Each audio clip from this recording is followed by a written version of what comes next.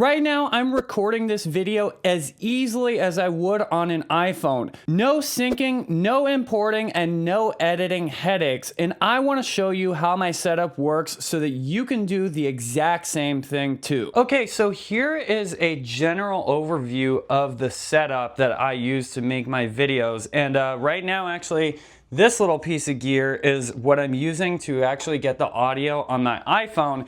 This is pretty cool. It's called the Rode Wireless Micro, I believe, and it just plugs straight into your iPhone, but it gives you way better audio than if you're just using the iPhone microphone. So as you can see, the setup is like really compact. That's the really good part about it. It all fits in the space of this desk here. So the first driver behind the whole entire setup is my laptop, which is a 2021 M1 Pro MacBook Pro. If you're in the market for a new laptop, these laptops are absolutely amazing. It absolutely tears through literally anything I throw at it, whether I want to do a live stream or record 4K video or work on Logic with music. This computer is already like 4 years old and it works amazing. And on top of that, the battery on it lasts like a crazy long amount of time. Sometimes I go out of town and I don't even really need to bring the charger with me, because unless I'm doing something super intensive, the battery just like doesn't go down on this thing. It's pretty crazy because like I will be doing editing stuff afterwards too, and I only do a very light amount of editing on my videos, and the fans don't even turn on this computer. I think the fan has literally never turned on a single time on this computer. I've not heard the fan noise. It's crazy how fast it is. And you can actually pick these up used now for only a few $100 because they're already like 4 years old. So definitely the most important part of the setup overall is having a good computer. Okay, so now the next part of the setup, and you can actually see me there on the monitor from the camera, is my Sony A6100 camera. I actually got this thing used a couple of years ago for like $550, I want to say, on eBay. But I'll link to it in the description below. And the thing about this camera, to me, like all the Sony cameras are the best ones to use for YouTube, because just out of the box with the stock lens, like the picture looks unbelievably good. And here's the most important part. See this here? This is a little mini, I think it's a micro HDMI cable. I'm not sure exactly what it's called. You just need to look at it, but it's some kind of form of HDMI cable. That actually allows me to connect it to my computer via a capture card. And this has the feature, which is very important. You must get a camera that has what's called clean HDMI output. Otherwise, you see all like the text and stuff there on the screen? Well, I remember I used to have an old camera, this Canon camera, and it wouldn't allow me to connect to the computer without showing all that stuff on the screen. When you connect your camera to the computer, it basically just shows you what is on that monitor unless you have the clean HDMI setting. So if you want to get a camera to connect to your computer, make sure it has clean HDMI before you buy it, or else it's going to be super annoying. Also, you can see that this is a mount that I bought from Amazon. I don't know what the name of it is, but it was probably about 20 bucks. But I just have it clamped onto the desk, and you see that's a huge part of the setup, is having these kinds of mounts that clamp onto the desk, because they save tons of space. And I can just leave the camera set up there perfectly, and I never have to actually like set the camera up again when I'm going to film. I remember when I first started my channel, I would always have to reset the camera up, and it's just a massive waste of time, and all that time could be added up. You could just make another video in the amount of time it takes to set all this crap up. This is why I've thought through this setup and built this setup out like over years, and I really wish someone would have shown me how to do this before. And one thing I forgot to mention too is that the camera has this power supply, which just kind of is like a dummy battery that goes in there.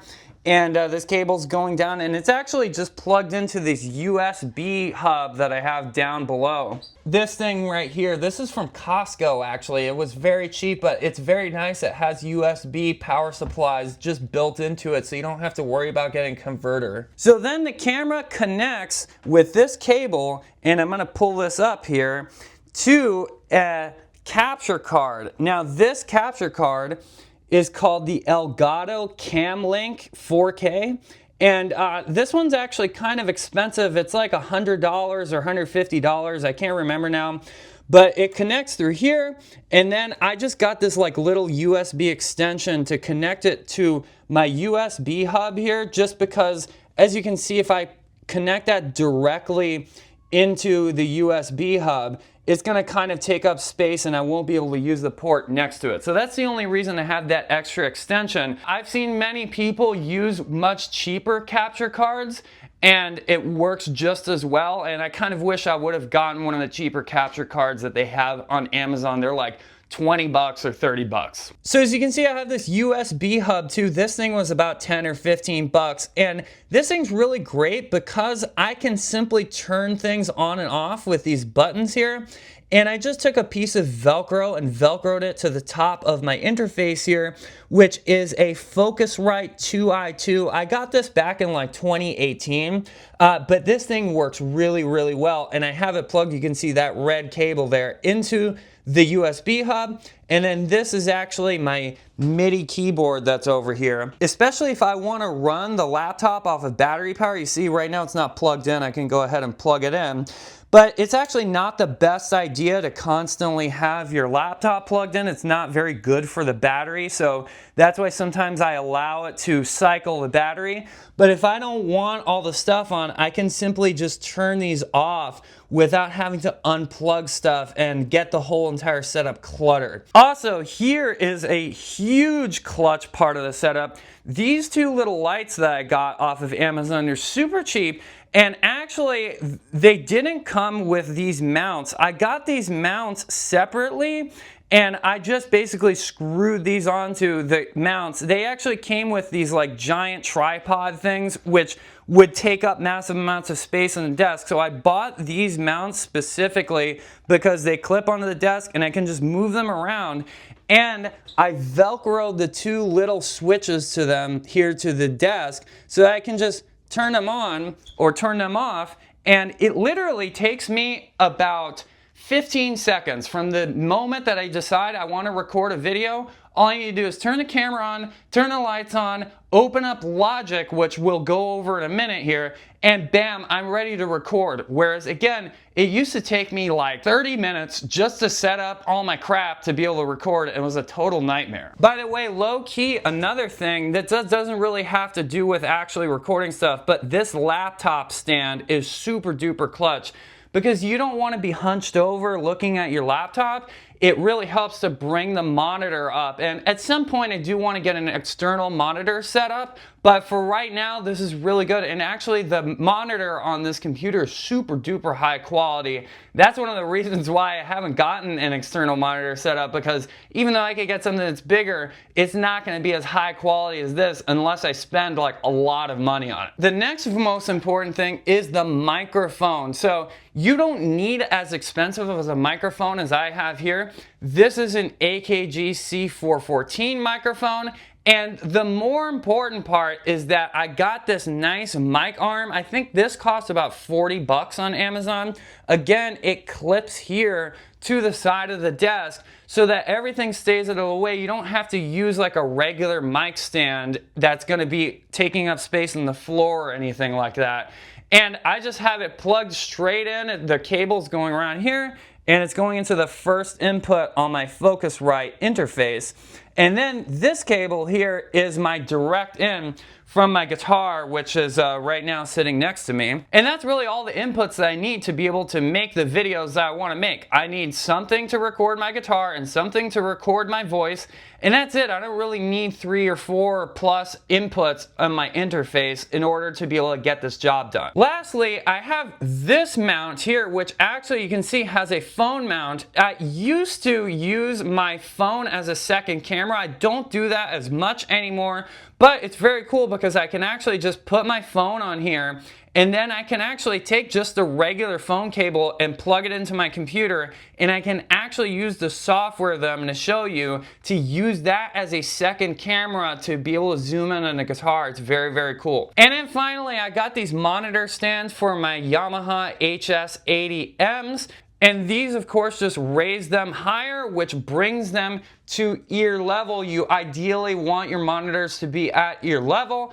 And of course, the other benefit is that, of course, they're not taking up space all over the desk. I used to have them down on a desk with foam risers, but then it would not be able to have, like, for example, here's my journals I just keep right there. I just have way more space available on the desk. So it's amazing how many things I've been able to pack onto this desk and yet still have plenty of free space due to all of these clamp mounts that I've gotten that attach to the side of the desk. And then this is a little side thing, by the way. This is nice. You can hang cables on here. Right now I just put my headphones in there, so my headphones are always plugged into the interface and I don't have to go get them out, and they're just always plugged in and ready to go. And I actually just roll off the volume on my monitors if I don't want my microphone to be picking up sound from the monitors while I'm recording. And then of course I have just this keyboard here. This allows me to not have to constantly bring my hands up here to be able to type. You can just get whatever keyboard you want. I actually got this one on eBay refurbished. It was like 50 bucks. These are normally like $100 brand new, and it was pretty much just as good as new. Nothing wrong with it. Also, ergonomic mouse. After a while, I noticed that using a regular mouse, it kind of hurts to twist your arm like this, and I just got used to using this ergonomic mouse. It feels so much better. It's a more natural hand position that allows you to be in. But again, this is kind of just my personal preference as far as that kind of stuff, the accessories. Also, here's just kind of a bird's eye view of the studio at the moment. I got the nice guitar rack there. I got a little bit of soundproofing. And also the most important part of any setup is you gotta have the fur babies. He's always scared of me. Say hi to the Jamsville YouTube channel. Say hi to all the guitar players. Up. I'm running away. I'm running away. I'm running away. Oh, and the Christmas tree. Make sure you pick up some of this gear for yourself for Christmas, and you're gonna be very happy because you're gonna be able to crank out guitar videos like crazy that are super high quality with very little amount of time spent. And yeah, let me just show you really quick. This is the Rode wireless micro that I have plugged into my iPhone. I'm using as the mic. This is very nice because these actually don't just clip on, but they actually have these little magnets here, so they can really, really nicely just go right on your shirt.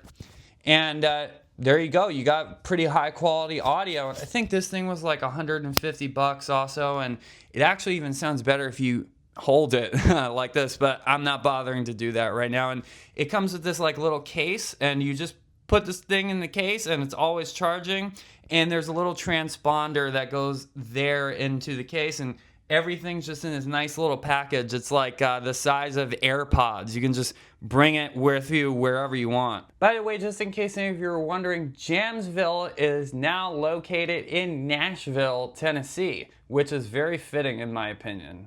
Okay, so now that we just went over the whole entire external setup, let's go over what I have going on in my computer, which makes it possible to take all the stuff and actually have it synced all into one video, which saves you tons of time because you don't have to press record on the camera, take the SD card out, put it in the computer, put it all into editing software, record the stuff, and sync all the audio. I remember I used to spend hours when I would make a video just importing all the footage and then actually synchronizing it in Premiere Pro in order to just start actually doing the real editing of the video. Okay, so the main thing that actually allows me to do all this is this software you see right here. It's called OBS Studio, and this is free software, 100% free open source software. I know that there's some other versions that are very similar, maybe that have more features,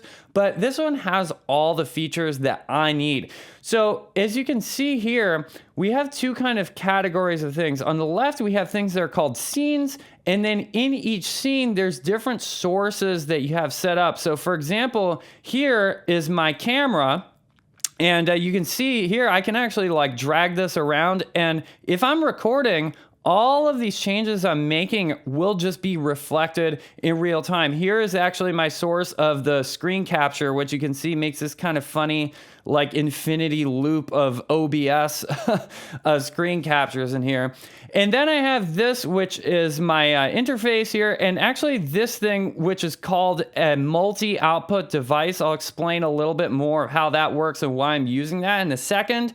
But essentially, I can, in real time, switch. Like if I want to switch camera angles, now I can go here, boom. And now I'm doing all this editing like on the spot that normally I would have to like have different cameras and I would have to go and manually select all the little stuff that I want to do in Premiere Pro. It saves tons of time. I can go like to another scene here. Here, I'll go back here. And for example, this one here is really cool. So now I don't have a video on there, but normally there would be a video. Here, you just see my YouTube videos, kind of my back end here. And then I have this software, it's called Neck Diagrams. And all I have it set to is there's a source, like I showed you before, which is screen capturing this software, Neck Diagrams. And you can actually see here, I'll move this around. I just took the whole entire screen. And actually, if you hold down Option while you're moving the handles on this, you can actually crop the whole thing. So I just have this, I hit Option and I crop the top, the bottom, and then the sides. And now I just get this fretboard diagram that I have on the screen, and then I just stick it right in there. And this is really cool because normally these are graphics that I would have to add like afterwards, after I'm making the video. And it takes a ton of time to be able to prepare all that stuff. But now I can actually, like, if I want to write out a scale, I just write out the scale right here. And like if I want to make a new note, I just Option drag. I'm going to get more notes. And I have it set up in such a way here that I have the notes already with the names on them. These are some different settings you can mess around with in the software Neck Diagrams. I'll have a link to Neck Diagrams also, and it is an affiliate link, so if you do decide to get the software, I will make a small commission off of it, so it really helps support the channel. But this is really, really helpful, and I think that actually sort of this movement of being able to move the notes around, it can actually enhance the learning experience for someone if you're making actual guitar teaching videos, because you can actually see how notes move, and it's kind of like doing animation on the spot. Normally I would have to animate that stuff to actually make the notes move, and that is an incredibly time-consuming process, which can be really cool. But again, guys, I'm a guitar player. I want to make the videos and focus on the actual content in the videos. I'm not super big on like spending all my time doing editing and stuff like that, because it's just not my thing. Like, I'm not a video editor. I'm a guitar player, I'm a guitar teacher, and I want to focus my attention on the actual matter at hand when I'm making a video, whether it's playing the thing I need to play or teaching the thing that I need to teach. And so this makes it really easy for me to do that. And now I'm actually starting to crank out videos on this channel every day, and that would absolutely be impossible if I was making videos in the traditional way that most people make them. Okay, so now let's just cover the last bit. So you can see here, this actually means that OBS is recording. But so here I have Logic open. Now let's go to Logic. And you can see I just have this kind of template set up that I open up every time. And it's kind of cluttered up a little bit, I will say. But right now, I just actually get my guitar sound from the plugin. It's called Amplitude. So the way that I have this setup going is that I have, if we go to my settings on Logic, I'm using actually this thing called an multi-output device. I actually don't have it selected right now. I have the aggregate device selected, but I'll change to multi-output right now. So this multi-output device, what it essentially does is it actually combines my interface with what's called a virtual device. And let's go ahead and actually see how I made that. So there's a thing called Audio MIDI Setup on a Mac. And here's my multi-output device. So it actually takes the output from my interface, and this virtual device is called Black Hole. You can look up how to set that up. So it allows me to take this and send a copy of the signal to OBS. It took me a super long time to figure out how to do this, by the way, and also how to do it the same thing for actually teaching Zoom lessons online.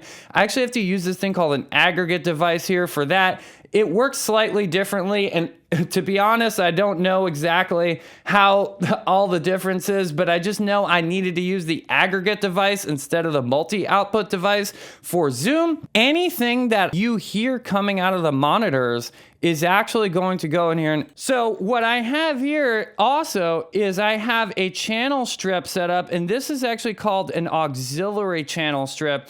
And this actually stays on all the time. And actually, if I do something like this, I've needed to do this for some other videos. So if I control click on S here, actually, this allows me to be like messing around with other stuff. Like if I want to show you a session of one of my songs, like I did a session breakdown of my song called Never a Perfect Time, and I can solo other things here and it won't mute my mic. So all the sound you're actually hearing is from this microphone that's going through Logic and then it's going through the multi-output device into OBS. And with a multi-output device, I actually have to make sure that there's a stereo out bus, which is basically just making it so that I can actually hear what's going on. And that's why I wear headphones, because I don't want to hear echo from the monitors and then getting it picked up in my microphone. And I just have some different effects here. I have some compression, some EQ, and a limiter. It just helps the whole thing sound better, especially the compression is very important when you're using a mic for picking up speech.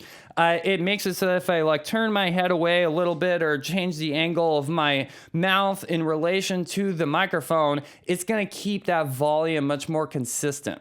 And then, yeah, and then automatically, because I'm hearing it out of the stereo out, I can just play whatever I want as long as I can actually hear it going through the input monitoring. You got to make sure input monitoring is on the channel that you're using, but now I can play whatever I want.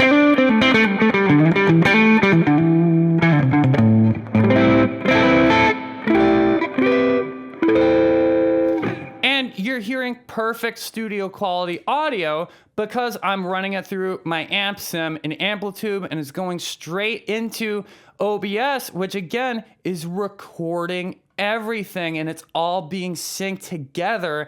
And I don't even press record like on my camera, for example. Like the camera is just sitting there. The camera has no idea that it's doing anything. It just thinks it's on like standby the whole entire time. By the way, one thing that's also really cool is that I actually have this little notepad that is on the side of OBS. You can actually get different plugins. So, you know, if I want to make notes for a video, I can actually be like looking at the screen and I can check my notes pretty easily. And it's just a way more fun way of recording videos than having to like just stare at a camera the whole entire time, and I can't actually use my computer for reference. Like a lot of times I'm referencing things that are notated and I want to be able to actually see them while I'm talking about them instead of just kind of envisioning them in my head and then putting them in the video afterwards. So I can take notes like, okay, here's video notes 1, and I say point 1, etc., etc., etc. I just have it all right on there. So if you're a content creator or somebody who's just a guitar player and you want to start making high quality videos, but you just don't like the idea of all the work that it takes to synchronize stuff and all that, consider picking yourself up a setup like this. You could probably make it a little bit more budget friendly with maybe a less expensive camera. I know that this camera is probably about $900 brand new, and I will put on the screen how much money approximately I spent on this setup, including and not including the computer, because I think most of you kind of need to have a computer regardless of what you're doing. So to me, that's not super important to factor in. But yeah, I hope that this video helped you, and I will have links down below to all of the products that I'm using so you can pick up some of them for yourself or for someone else that you may know as a Christmas gift. I'm sure a lot of this stuff is probably on sale for a good deal right now. It's December. We're coming up on Christmas. There's Black Friday deals all over the place. So hit that thumbs up button, subscribe to the channel, and until next time, Listen, learn, and jam.